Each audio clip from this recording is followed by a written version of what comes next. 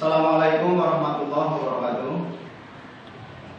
Waalaikumsalam warahmatullahi wabarakatuh.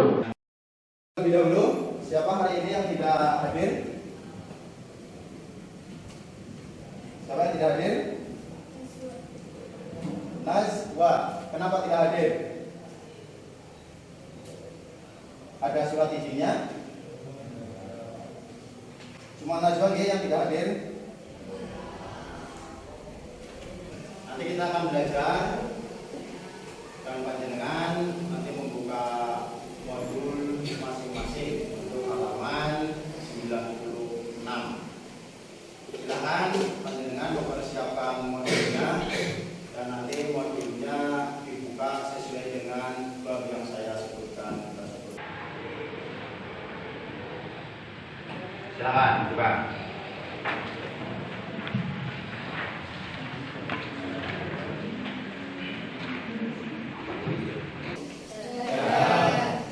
Pertemuan sebelumnya kita membahas pokok bahasan akhlak terpuji. Pada kesempatan pembelajaran ini kita melanjutkan membahas pokok bahasan yang ada dalam peta konsep. Apa yang dimaksud dengan peta konsep? Bahwa peta konsep itu merupakan bagian-bagian dari pokok bahasan dan subpokok bahasan. Yang masuk pada pokok bahasan dalam pembelajaran ini yaitu ayo menjauhi perilaku tercela. Dalam pokok bahasan ini yang terdapat pada konsep bab ini ada 4 subpokok bahasan. 4 itu apa saja? Pertama itu licik. Yang kedua subpokok bahasannya adalah tamak. Untuk yang ketiga itu zalim, dan yang keempat itu diskriminasi. Jadi pada bab yang ke-10 dengan pokok bahasan ayo menjauhi perilaku tercela dengan subpokok bahasan yang ada di dalamnya adalah licik, tamak, zalim, dan diskriminasi. Satu persatu akan kita bahas dari 4 subpokok bahasan tersebut. Yang pertama itu licik. Bahwa kata licik itu mempunyai 2 arti. Arti yang pertama itu menurut bahasa, dan arti yang kedua itu menurut istilah. Kata licik menurut bahasa mempunyai arti banyak akal, pandai menipu, atau curang. Jadi orang yang banyak akalnya untuk kebutuhan pribadi, untuk kepentingan pribadi, orang yang banyak akalnya untuk menipu orang lain, orang yang banyak akalnya untuk curang terhadap orang lain, maka orang itu dikatakan sebagai orang yang licik. Terus arti yang kedua yaitu menurut istilah. Apa arti licik menurut istilah? Sikap yang didominasi oleh keinginan untuk menguasai atau mencapai suatu maksud atau keinginan dengan tujuan tertentu. Ini licik menurut istilah. Apakah ada orang-orang yang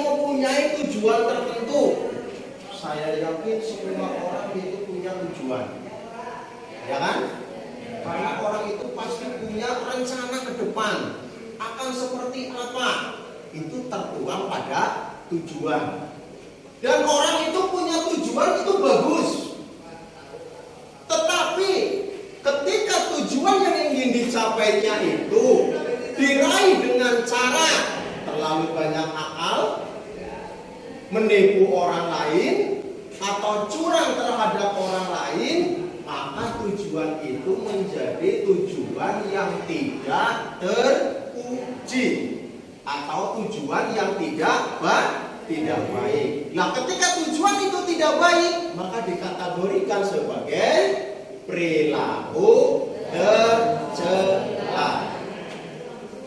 Ini saya sampaikan terkait dengan pengertian licik.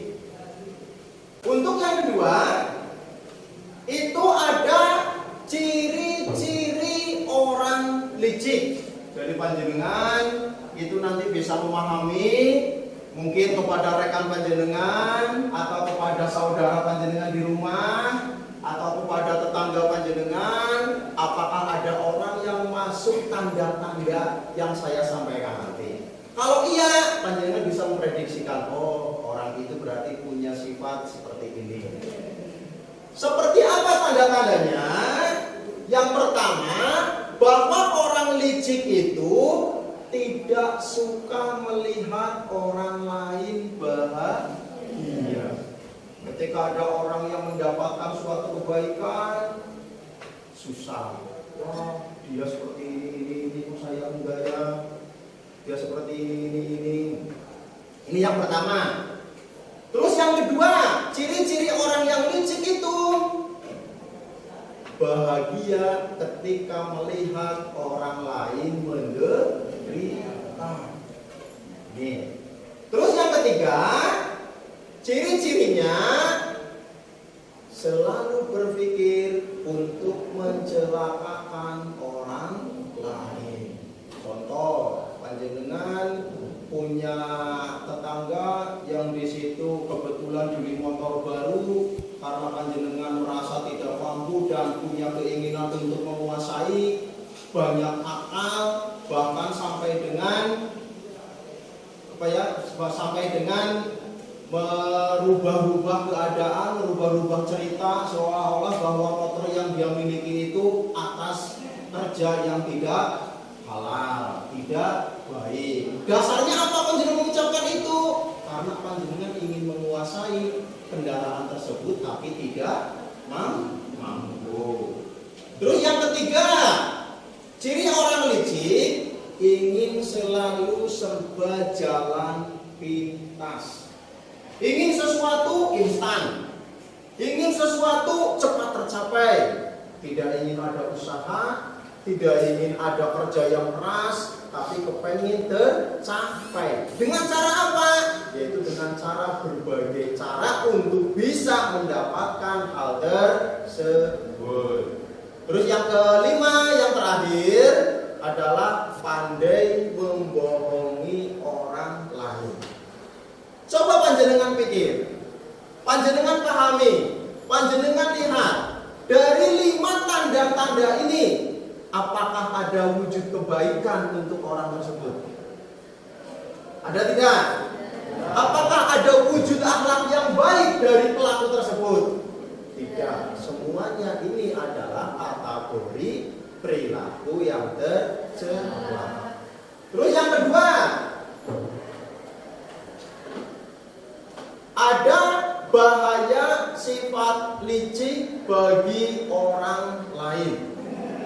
Jadi dari sifat licik itu ada bahaya untuk dirinya sendiri dan ada bahaya untuk orang lain. Apa bahaya sifat licik untuk orang lain? Yang pertama, bahwa orang itu selalu menghalalkan cara untuk mencapai tujuan. Orang yang licik itu tidak pernah berpikir apakah yang saya lakukan ini menguntungkan untuk orang lain apa tidak, merugikan untuk orang lain apa tidak, apa bahayanya bagi orang lain. Itu tidak berpikir seperti itu. Makanya dianggap bahwa Apapun saya laksanakan, yang penting saya itu beruntung, saya berhasil, dia lakukan. Terus yang kedua, bahaya untuk orang lain membuat seseorang itu menjadi serakah. Terus ketiga, orang yang licik inginnya selalu jadi nomor satu. Padahal secara potensi dia tidak mampu, secara kemampuan tidak mampu, tapi karena dia punya sifat licik ingin menguasai, dia selalu ingin menjadi orang yang nomor satu. Yang lainnya lewat.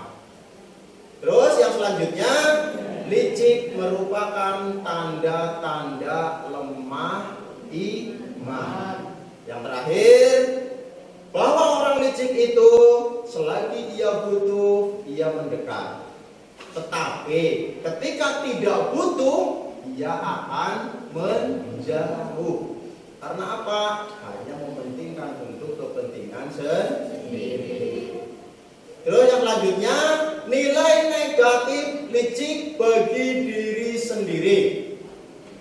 Yang pertama, batinnya selalu resah dan gelisah. Orang licik itu selalu mencari cara untuk curang terhadap orang lain, sehingga pikiran dan hatinya itu tidak pernah tenang. Terus yang kedua, nilai negatif licik bagi diri sendiri, hidupnya tidak berkah.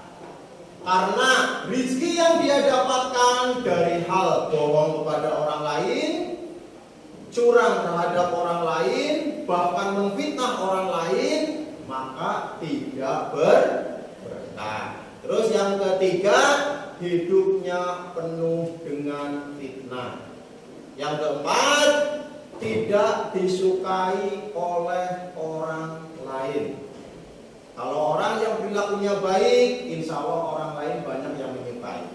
Tapi ketika seseorang itu perilakunya itu buruk, maka itu akan dicemooh, bahkan akan dijauhi oleh orang lain. Terus yang selanjutnya,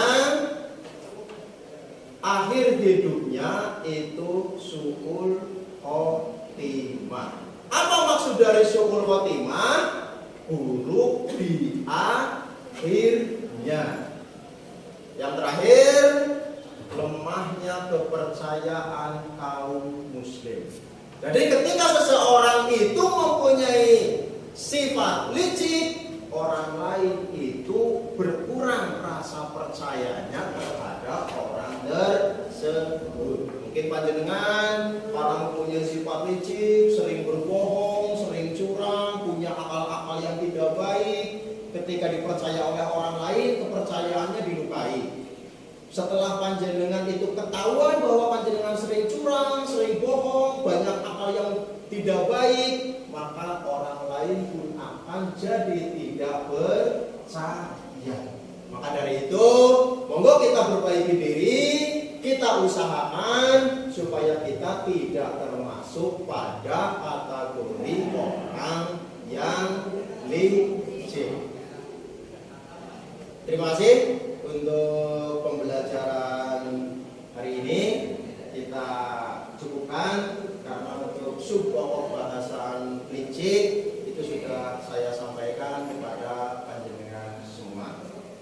Monggo panjenengan kepada yang mau bertanya berkaitan dengan sub-pokok bahasan licik, monggo. Oke, betul. Yang dimaksud perilaku tercela peserta didik itu apa? Oke, namanya siapa Mas? Ines saya. Oh ya. Tadi bertanya rekan panjenengan terkait dengan Perilaku tercela sebagai peserta didik. perilaku tercela sebagai peserta didik. Bahwa panjenengan kategori peserta didik itu berarti siswa yang terdaftar untuk belajar di lembaga pendidikan. Seperti halnya panjenengan belajar di MA, panjenengan terdaftar di MA, berarti panjenengan itu peserta didik MA.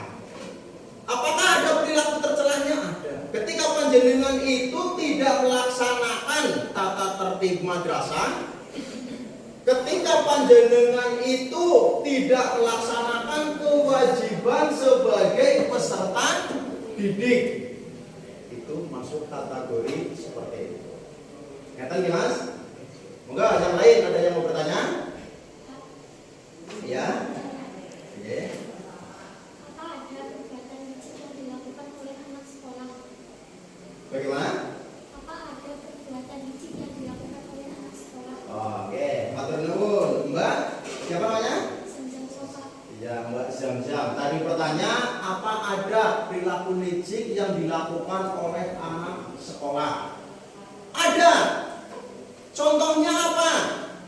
Panjenengan punya tujuan ingin mendapatkan nilai baik ketika PHB atau PAS atau tes. Saya yakin semuanya itu kepengen nilai baik. Tapi ketika tujuan mendapatkan nilai baik itu dilaksanakan dengan cara panjenengan buka buku saat pengawas tidak ada, panjenengan melihat jawaban teman, itu kategori perbuatan licik. Loh, kenapa? Itu panjenengan punya tujuan yang bagus, punya tujuan yang mulia, ingin mendapatkan nilai yang baik, tetapi dengan cara curang. Curangnya apa? Itu tadi, membuka buku tatkala pengawasnya tidak ada, atau panjenengan bertanya kepada teman, melihat lembar jawab teman panjenengan demi untuk tujuan pribadi ingin mendapatkan nilai yang baik. Itu pertama. Terus yang kedua, apakah juga siswa itu bisa berperilaku licik? Bisa. Tadi di situ ada disampaikan menurunkan kepercayaan orang lain. Panjenengan dipercaya oleh bapak dan ibu guru kalau panjenengan melaksanakan tugas secara individu, secara pribadi, tapi ternyata itu hasil bersama.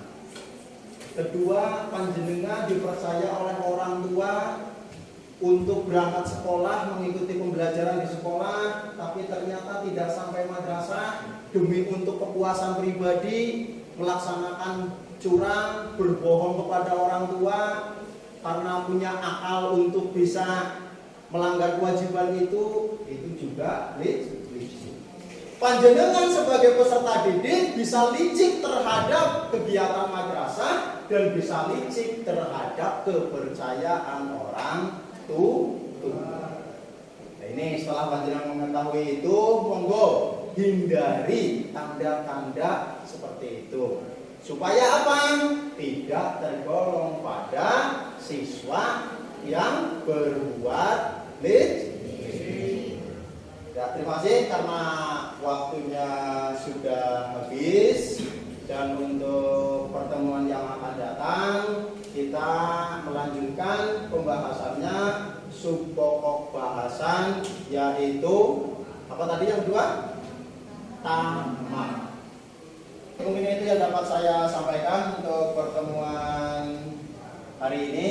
Saya akhiri, wabillahi taufiq wal hidayah. Assalamualaikum warahmatullahi wabarakatuh. Waalaikumsalam.